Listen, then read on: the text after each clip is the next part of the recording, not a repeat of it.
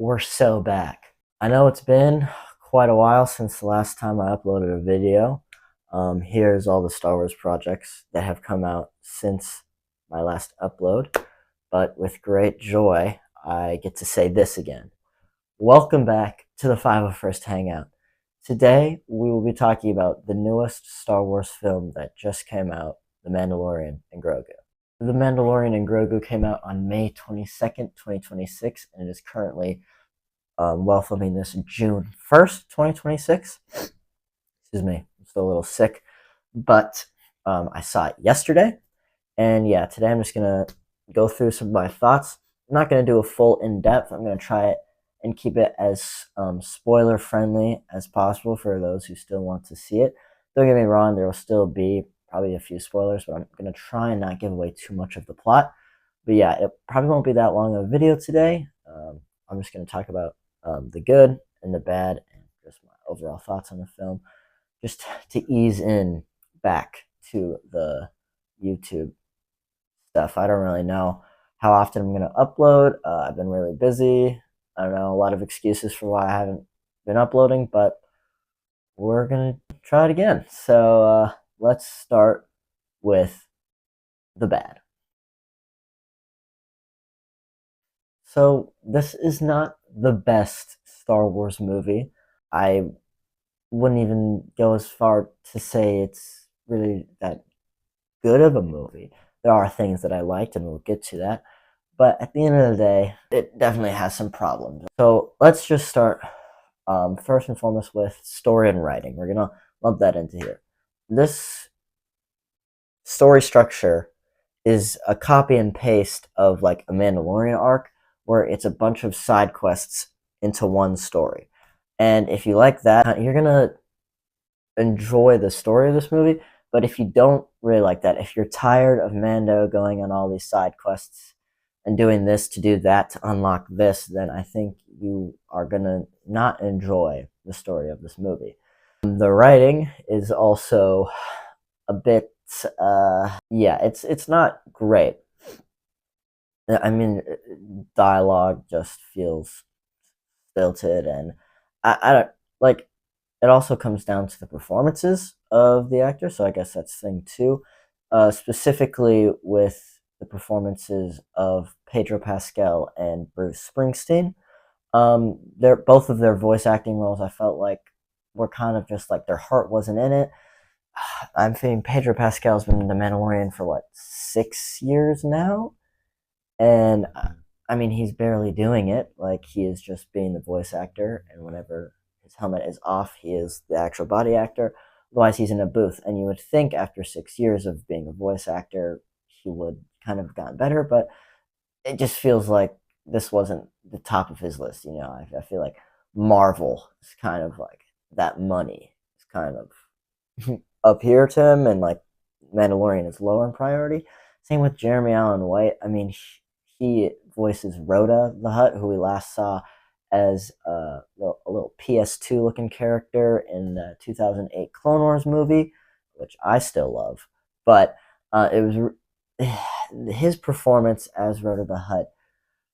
It just felt weird. And again, with the writing coincided with that, there's a conversation where Rhoda the Hutt repeats what he says like 5 times in one sentence. It's just like, okay, the combo of the writing, the story, and the voice actors, and not even just the voice actors' performances. Sigourney Weaver is in it. That's all I can say about her performance. It really could have been anything.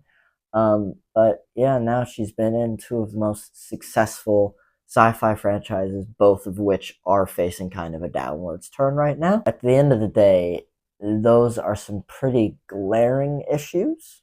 This doesn't really add anything to the Star Wars canon. In fact, it just makes the timeline of after Return of the Jedi and before Force Awakens even more convoluted, and even more just so much stuff happens in this time period that it's starting to be like there's gonna be errors timeline wise.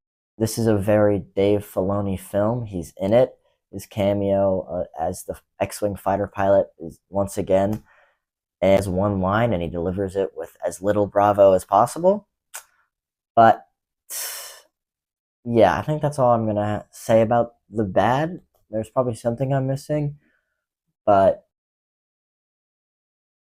now onto the good, which is nice because I like talking good about Star Wars things.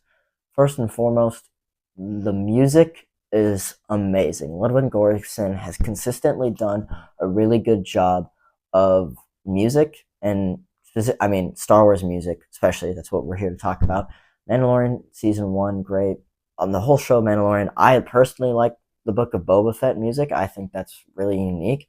And yeah, again, he just brings so much new stuff to the Star Wars music scene.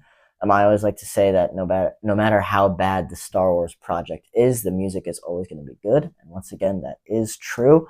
I feel like much like Andor, it brings in a lot of electronic-y sort of music, a lot more like, I don't know, disco. I'm not a huge electronic music guy, but all less orchestral, less classical John Williams, and more modern type music. He brings in guitar, but yeah, I mean the music has consistently been good with Ludwig Göransson, and I cannot wait to see if he is does any more projects for Star Wars. This movie looks really good. This obviously CGI in the modern age of movies has kind of looked a little bit worse for wear recently, especially in the Disney sphere. But I feel like this movie mostly looked good. There was a few times with the Hutts that it was just a little off, and maybe with Embo, it was a little shaky. But the opening scene is so good. The sequence, it looks great. The CG is great.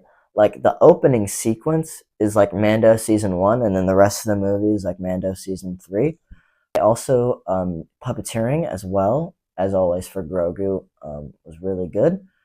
Um, Grogu got a lot more of his own scenes, which I'm not gonna really talk about because that's really a subjective thing.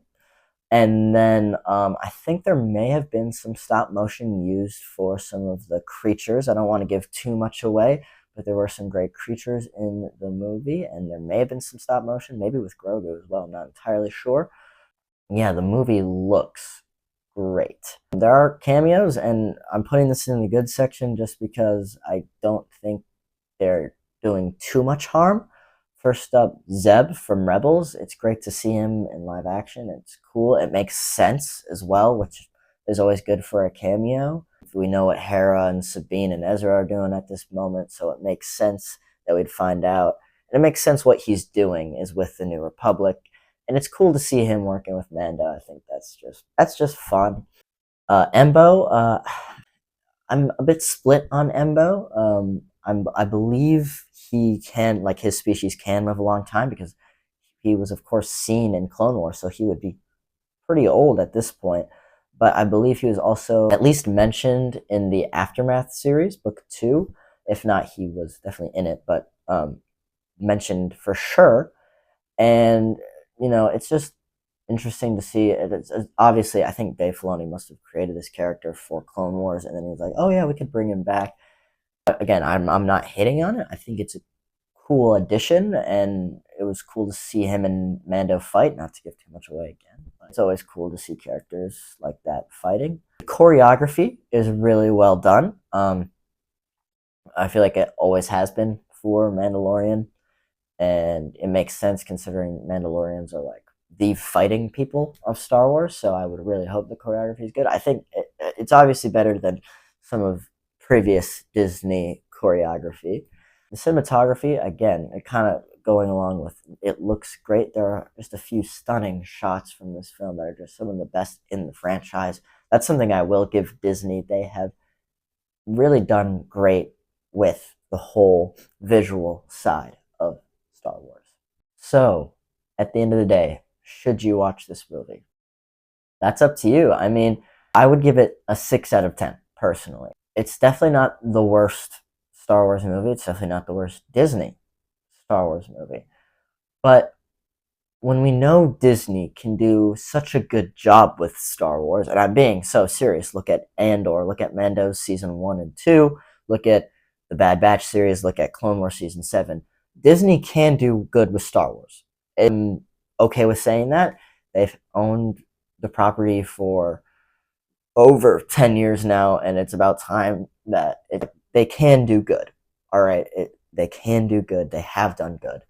And we know they can do good, and it's just a little frustrating when we know that such highs are possible, again, like Andor.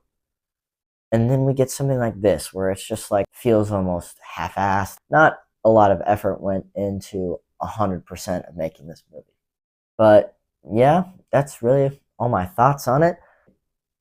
Nice to be back on YouTube. Again, I don't know how often I'll be uploading. There are obviously a lot of Star Wars things I've missed, and I do apologize. But that's where we are. And the 5 are saying, later, nerds.